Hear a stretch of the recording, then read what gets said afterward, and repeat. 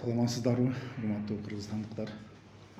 Мен Кадамжай районуна караштуу Актырбак айыл өкмөтүнүн айылдык кеңешинин 6 жана 7 чакырылышынын депутаты Абдыкаримов Муратали Амдамович болом. Мен бул жерге келип сүйлөшүүнүн себеби айылдык кеңеште 2020 жылы 8 жолу жалган өткөн сессия болгон.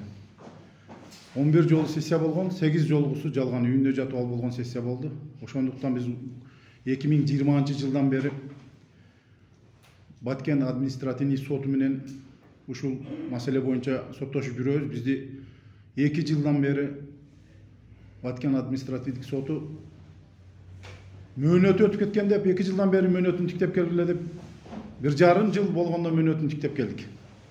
Жогорку сотко чейин барып утуп мөөнөтүн тиктедик.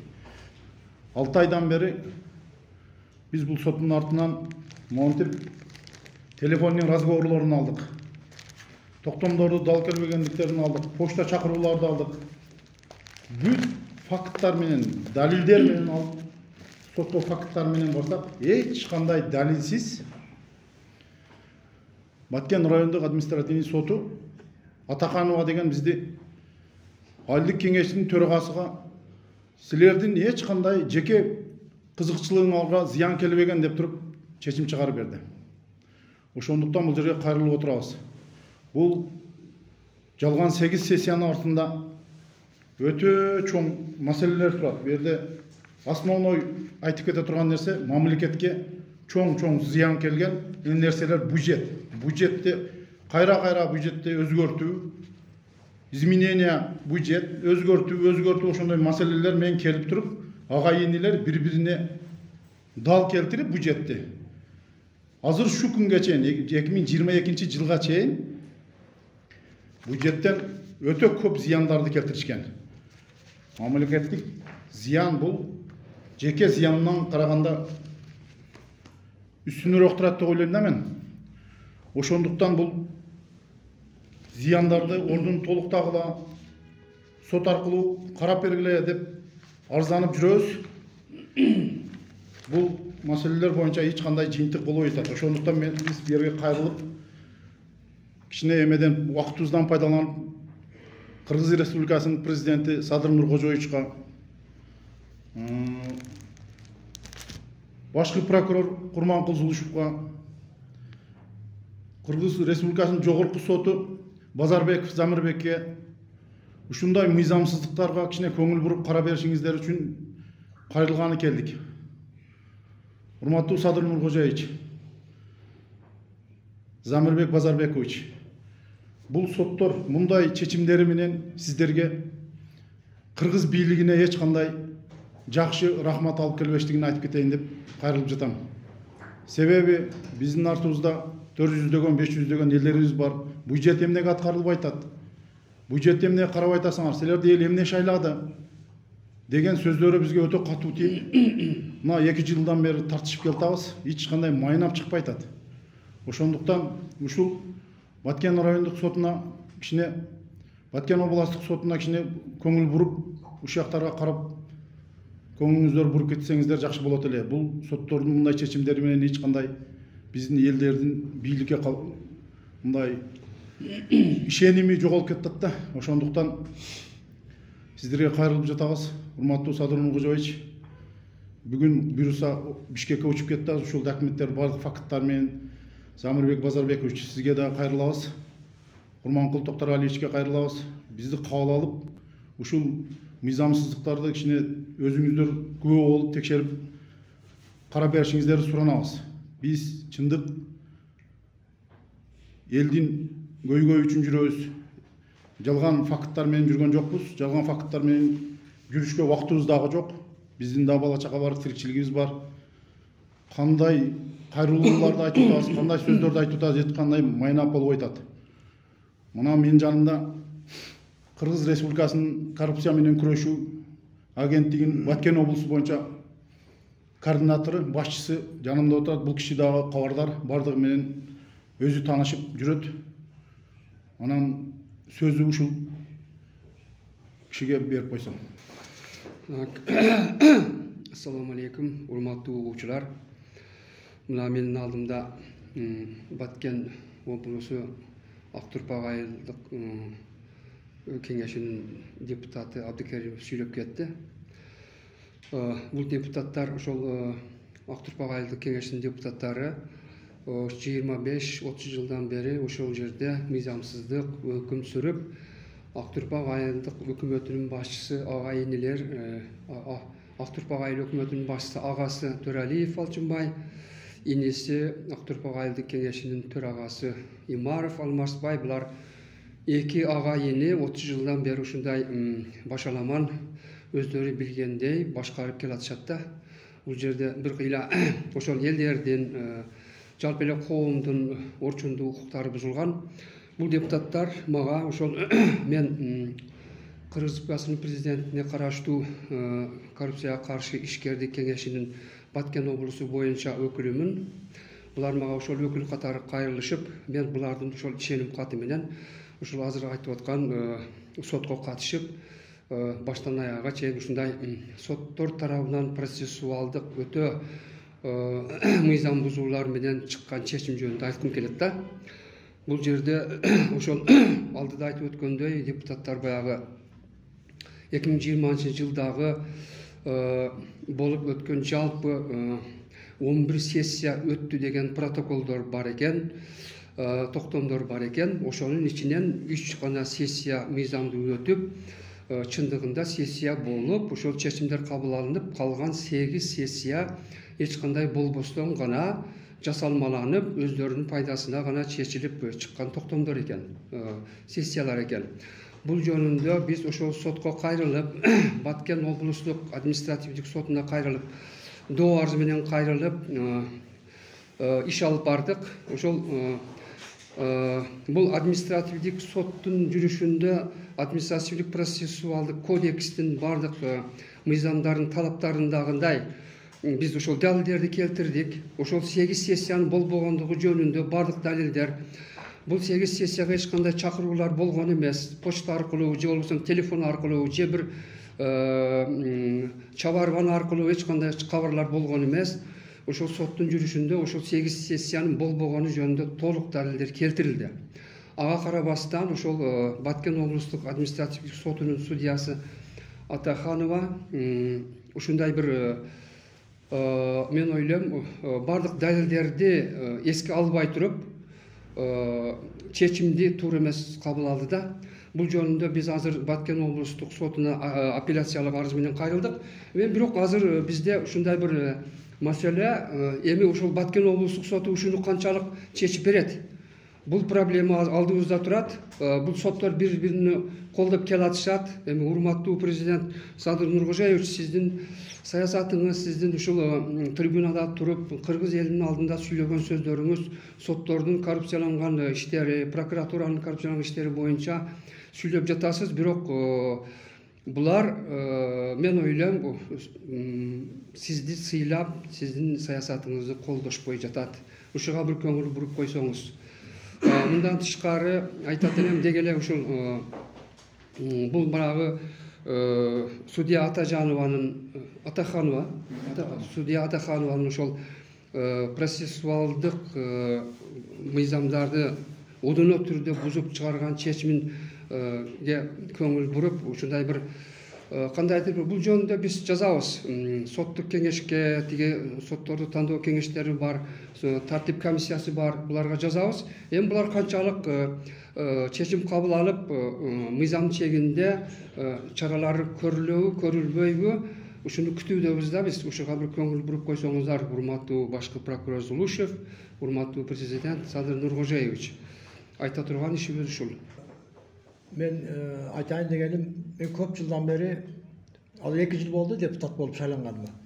Бирок мурдадан эле ушул Актурпак айыл өкмөтүнүн жер астынан чыккан нефть газдарды 2010 жылдан баштап азыркы айыл өкмөттүктөн кеткен Алчыбай Төралиев өзүнүн кылмыштуу топторун чогултуп алып, акташ күйгүзүп, миллиарддаган акчаларды жыйганда, чогултуп бизнес кылып жүргөндө, мен кайра жазганда мага токтом чыгарып берген. Сен деле акташ күйгүзсөң болот го деп 2012 жылы 10 сотик акташка токтом чыгарып берген, күйгүз деп. А мен акчам жок десем, жок акча берем деди. Турба болуш керек, түтүкчө менен алып барыш керек экен. Азыр десем түтүкчө да берем деди. Бирок мен анын айтканын кылбай койдум. Анан ошентип миллиарддаган акчаларды жасап, азырга чейин жооп бербей отурат да. Анан 2010-жылы Баткен областынын прокуратурасы тарабынан текшерилип, айыл өкмөткө 270 миң сом айып салган экен. Жер кыртышын бузгандыгы үчүн, мыйзамсыз акташ күйгүзгөндүгү үчүн.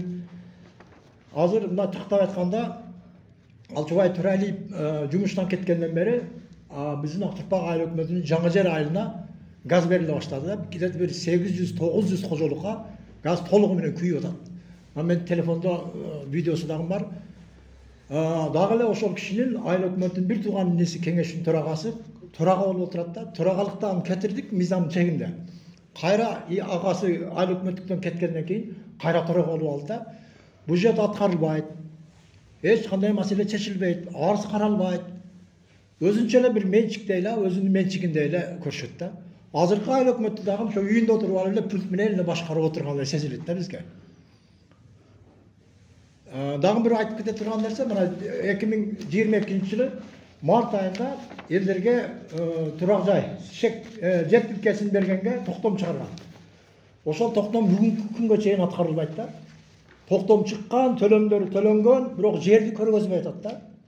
Элдердин айтымы боюнча ошол жерлерди, жер тилкелерин Төралиевдер мурда эле сатып болгон жең ичинде дешет. Мына 2 жылга кетип атат, жер тилкесин бүгүнкү күнгө чейин көрсөтүп бөлүп берген жок. Ушул мен айтайын дегем. Урматтуу Садыр Нуркожоевич, эгерде ушундай коррупционерлерди айыл өкмөттө райондук, областтык деңгээлде иштете берсеңиз, Баткен обласы эч качан өнүкпөйт, өспөйт. Кыргызстандыктар, менин аты жөнүм Бурханов Бекулан Козмуратович, ошол Актурпак айыл өкмөтүнүн Жаңы Жер айылынын тургуну болом. Анан Актурпак айыл өкмөтүндө кече шайланып барган делегаты болом. Курултайдын эмесиндеги. Анан менин бияка келип отурган себебим негизинен мен бирөөнү моктаганы же жамандаганы эме кылып келген эмесмин. Мен просто саясатка дагы ушул мезгилге чейин саясатка дагы мындай кызыкпайт элек.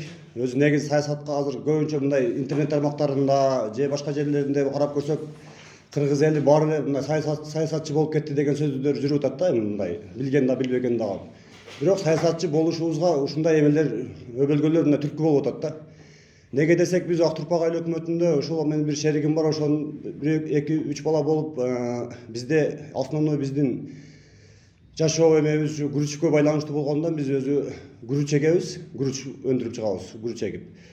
Ошол күрүчтү өзүбүз экспортко чыгарайлы деп жүгүрүп жүрүп, 2,5 жыл болду, мамлекет тарабынан эч кандай бизге мындай колдоо же башка эме болгон жок да. Урматтуу президентибиз Садыр Жапаров Нуркожоевич дагы да өзү баса белгилеп кетти, ушундай жаштарды колдойлу, жаштар биздин келечегибиз, өндүрүштөрдү кылышыбыз керек депчи. Бирок биз жөн эле ошол өндүрүштөрдү кылайлы деп өзүбүздүн жаныбыздан эч кандай кредитсиз, баягындай аппараттарды алып келип, Россия менен эме кылып, договорлорду түзүп, экспортко чыгара турган күрүчтөрдү эме кылсак, биздин эле айыл өкмөттөн эле чечилбей атат да ушул маселелерчи.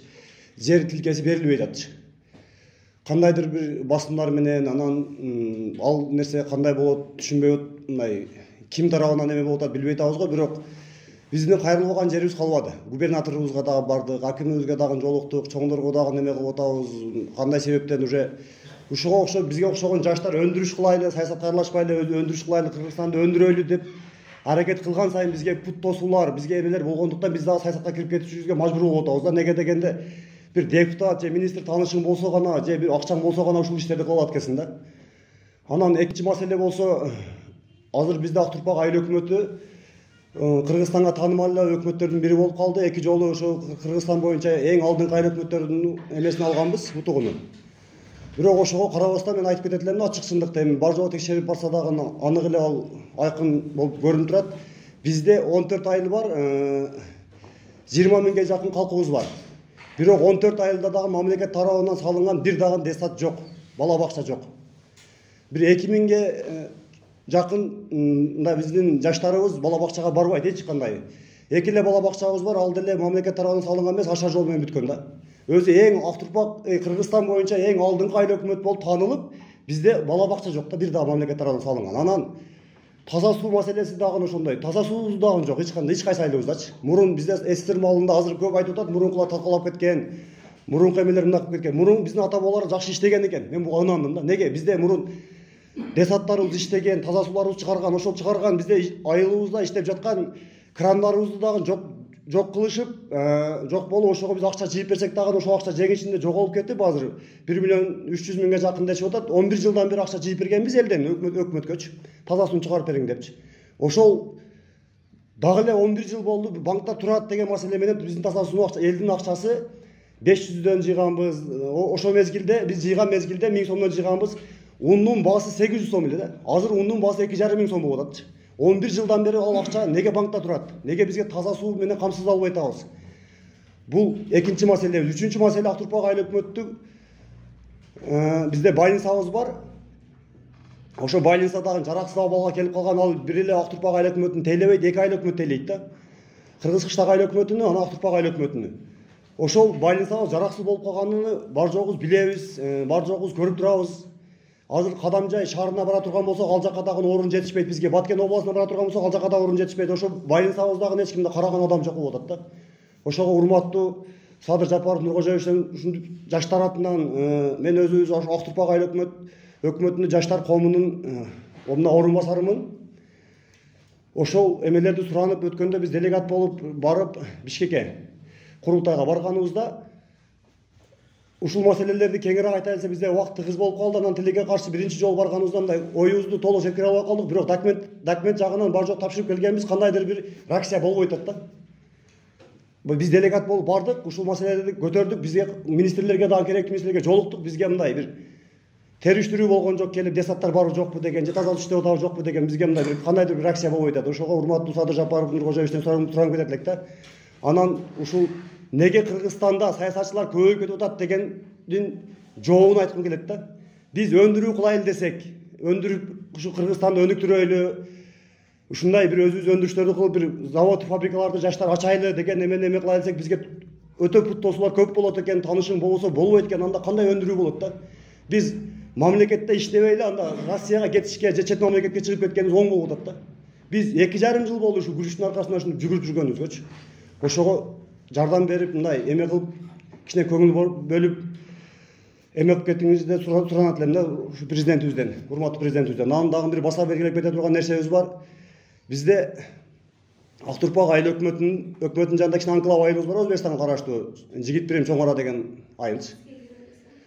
Ошол кичинекей эле айыл, мен аларга эч кандай эмем жок, бирок бизде кандай десем, жайкы туризм, ички туризм өнүктүрүү боюнча дем ала турган парк, дем ала турган мындай жаш балдар оюн зооку болбогондуктан ошо кичинекей айылга биз август айларында, июл, август, сентябрь айларында күнүнө 150 миңге чейин Өзбекстанга акча түшүрүп атабыз да. Ошону өзүбүз кылайлы, ошол парктарды өзүбүз кылып, ошол жерде жаш балдарыбызды ошо Кыргызстанга, мамлекетке, бюджетке төгүп, өзүбүздүн адамдар ишкерликке эме кылып ушинтип иштейли десек, бизге путтоосулар менен эч кандай мындай жер тилкесин ала албайт экенсин, же документацияга жүгүрүп таанышың болсо, короче бүтпөй атат да. Ошол эмелерге өзгөчө көңүл буруп, ушундай жаштарды колдоп беришиңиздерди суранат элек да. Курултайынын делегаты Бурханов Бегулан, жаштар коомунун төрагасынын орун басары айтып кеткен сөздөргө кичине кошумчалап кетсем, бул кишилердин эмелерине тоскоолдук болгон эң биринчи эле мен ошол жерде депутат катары, алинин кекенчи депутат катары айтайын. Булардын маселеси бар жогу каралган, кеңеш, айылдык кеңеш сессия өткөрүп берип, жооп бериш керек булардын жерине. Ошону өткөрбөй кармап отурат биздин төрага. Өткөргөн жок. Канча жолу өкмөт тарабынан эч кандай тоскоолчулук жок. Өкмөт кат менен кайрылып атат. Кеңеш кара берсин дейт. Төрага эч кандай реакциясыз бул кишилердин ишин токтотуп отурат. Анан мына бюджет боюнча кичине кошумчалап кетели. Бюджет боюнча 2020-жылы 4.305.000 сом астатык акча калган.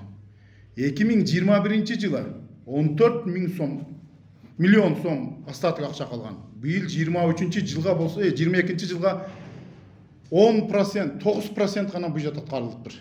Бул акчаларды биз качандан бери сурайбыз. Кана астатык болсо каерде иштетели? Эмне үчүн иштетпейсиңер? Такыр жооп жок. Төрага кааласа сессия өткөрөт, кааласа үйүндө жатып өткөрөт, кааласа өткөрбөйт. бюджетти өзүнүн сандыгындагы акчасыдай кылып иштетип ары бери кылышып калчашып атат да. Ошондуктан элге дагы Кыргыз Республикасынын ички иштер органдарына ушул маселеге көңүл буруп кара беришиңиздерди мындай суранабыз, анан кайдыгер карабашыңыздарды суранабыз. Ушул маселелер боюнча биз ушунчалык факттарды кылып, коррупцияны бетин ачайлы деп жүгүрүп жүрсөк, реакция кылбаган бул өтө бир элдин арасында мындай бийликке пут тосуулар эмелер болуп жатат да, ишенбөөлүктөр кетип атат. Ошондуктан анандай маселелерди көңүл четте калтырбай, жакшылап карап, жакшылап текшерип берсеңиздер, мамлекетибизге канчалаган пайдалар келет эле, мамлекетибизде айыл өкмөтүбүздүн ичинде аткарылбай жаткан иштер аткарылат эле, мындай арты жок акчалардын арты чыгып, ушундай айтып аткан садике, жолго, башка дегендей мондай деген маселелер чечилип калат эле. Анан азыр коллегиям депутат Турсуматов айтып кетти газ боюнча. Газ боюнча азыр 700-800 кожолук газды жагып атат жаңы жер айылда. Бул газдын пайдасы биринчи эл мындай сууктардан жылуу чыгып атат. Экинчи бул Кыргызстандын бюджетиге өтө чоң пайда келип атат деп ойлойм да мен. Себеби биздин Кыргызстан азыр электр энергиясын жеткире албай, башка мамлекеттерден кымбат акчаларга импорт алышып атат. Ошол импортторго бул 800 кожолук деген канчалаган свет жагат. Ошолорду жакпай газ жакса, биздин Кыргыз Республикасынын бюджетине канча эконом, мынау гестерибизге канча эконом, ушул жактардан да чоң пайда келип атат. Бул газды жок, Турсуматов алдыманлап жалганды айтат деп АКПСтерге чейин барган элдер. Бир-эки дежурный адамдары бар, ошолор барып бул кишини каралашкан, канчалаган кыргыз мамлекетинде бул кишини жамандашты, жалганды айтты, жалган көргөзмө берди деп азмына акыйкат чыкты. Эл жагып атат. Оказывается, бар экен бул нерселер. Ушуга окшогон нерселерди мыйзамдын чегинде кара берсеңиздер. Биз азыр Баткен областынын губернаторуна кайрылдык. Губернаторам кичине реакция кылып атат. Кудайга буйруса жакшы жыйынтыктар болот деп ойлойбуз. Бул биздин губернаторубуздун эмесиге эле карабастан жогору жактан дагы буйруктарды берип кара беришиңиздерди суранабыз. Жылкы жок. Мындай асыл тукум койлор бар дейт, ири жүндүү эчкилер, уйлар бар дейт, бирок алардын бири дагы жок да. Жеке өздөрүнүн кызыкчылыгы үчүн пайдаланып келишет. Ошол фермерский хозяйстволорду жогору жактан атайын комиссия түзүп, текшертип, ошол фермерский хозяйстволор барбы жокпу, кайсы жерге, кайсы бала бакчага, кайсы ооруканага ошолор сүт жана эт берип турат дегендерин текшериш керек болуп турат да азыркы күндө. Анан экинчи айта турган нерсе, ошол оорукана бизде 1974-жылы курулган оорукана. Бул кулай турган абалда турат. Айыл өкмөттүн кеңсеси дагы кулай турган абалда турат. Мурда Туралиев Алчыбай айыл өкмөт болуп турганда 2 жыл 3 жылда бир ремонт кылат эле, 1 миллион 200 миң 1 миллион сомго ремонт кылдык деп айтат эле да. Эми ошону жөнгө салып биз Кыргызстанда кичине өнүксөк деген биздин үмүтүбүз бар да. Өнүгүп жакшы жыргап жашасак, ар жакка тентебесек,